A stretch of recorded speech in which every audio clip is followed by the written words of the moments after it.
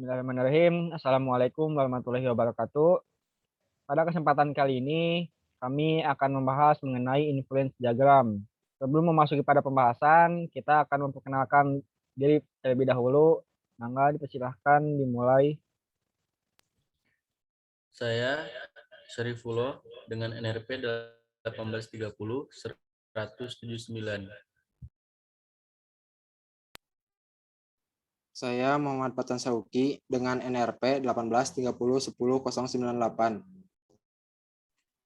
Saya Yonantri Rustiandi dengan NRP 1830100130. Oke, dan terakhir saya sendiri, Fajar Maulana dengan NRP 1830100133. Nah, pada pembahasan kali ini akan dibagi menjadi beberapa materi yang akan dibahas. Yang pertama ini dari pengertian, lalu ada karakteristik dari influence diagramnya, lalu ada simbol-simbol, sampai dengan studi kasus yang dicontohkan dari influence diagram sampai dengan kesimpulan terakhirnya. Dan next selanjutnya masuki ke pembahasan mengenai pengertiannya. Untuk influence diagram adalah representasi grafis dari suatu model keputusan yang digunakan untuk membantu perancangan model, pengembangan, dan juga pemahaman. Nah, dari kata influence merujuk pada ketergantungan suatu variabel pada tingkatan tertentu terhadap variabel yang lainnya. Nah, dilanjutkan oleh Kang Syarifullah.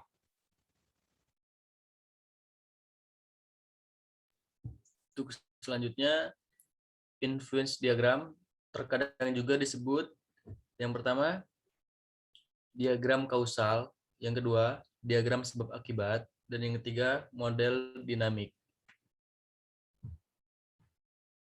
Untuk influence diagram juga memiliki beberapa karakteristik. Yang pertama, model disajikan dengan grafis.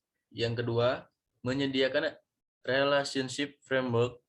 Yang ketiga, menguji ketergantungan antar variabel. Yang keempat, semua level disajikan detail. Dan yang kelima, menunjukkan dampak perubahan. Serta yang terakhir, menunjukkan what if analysis.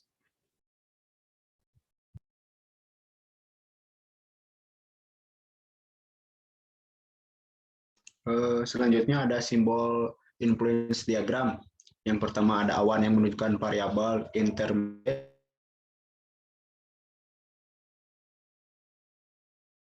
dan yang ketiga ada opal yang menunjukkan variabel hasil output baik bersifat final. Keempat ada lingkaran yang menunjukkan variabel sistem, dan yang terakhir ada panah yaitu aliran.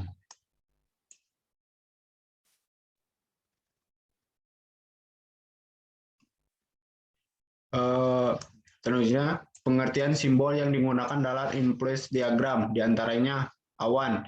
Simbol awan digunakan untuk menunjukkan input yang tidak terkontrol ataupun sebagai batasan suatu masalah.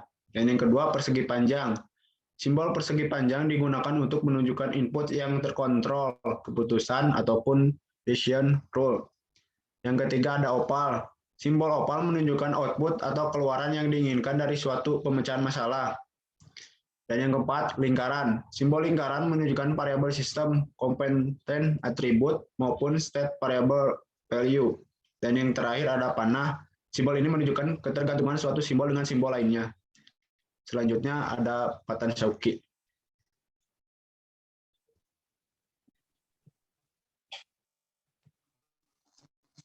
Contoh studi kasus dari influence diagram, yakni ada sebuah perusahaan konveksi berencana memproduksi dua jenis pakaian, yaitu kemeja dan jaket.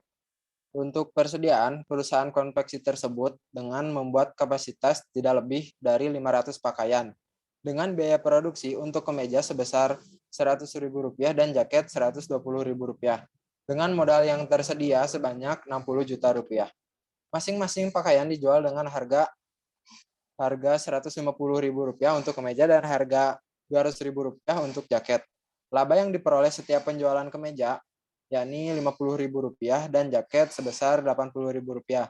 Jika perusahaan itu ingin menentukan masing-masing banyaknya jenis pakaian yang akan diproduksi agar keuntungannya maksimal, maka berapa banyak yang harus diproduksi untuk memenuhi keuntungan maksimal. Untuk contohnya digambarkan dimulai dari fungsi tujuan studi kasus tersebut, yaitu memaksimalkan laba yang digambarkan dengan opal atau elips sebagai output dari influence diagram. Setelah kita menuliskan variabel tujuannya, maka kita selanjutnya menentukan variabel keputusan atau variabel kontrolnya, yakni ada jumlah kemeja dan harusnya ini tuh jumlah jaket satunya. Setelah menuliskan variabel kontrol yang digambarkan dengan persegi, ada juga variabel atau constraint atau batasan-batasan yang ada dalam studi kasus tersebut, yaitu ada biaya produksi kemeja, harga jual kemeja, biaya produksi jaket, harga jual jaket, modal, dan kapasitas persediaan pakaian yang digambarkan dengan awan. Selanjutnya, setelah kita menuliskan itu, kita juga harus menuliskan total biaya, laba kemeja, laba jaket sebagai proses untuk perhitungan. Setelah semua itu, kita hubungkan dengan simbol panah.